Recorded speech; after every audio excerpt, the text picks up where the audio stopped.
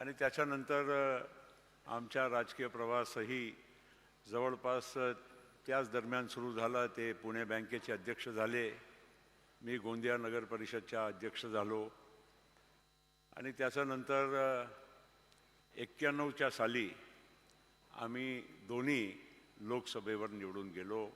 आणि त्यांच्या आणि माझ्या संसदीय जीवनाची ते सुरुवात होती. नंतर ते महाराष्ट्रात आले आणि इथेच त्यांनी आपल्या व्याप वाढवलं. आपल्या सगळ्या लोकांना विदित आहे म्हणून की मी काही जास्त बोलू इच्छित नाही.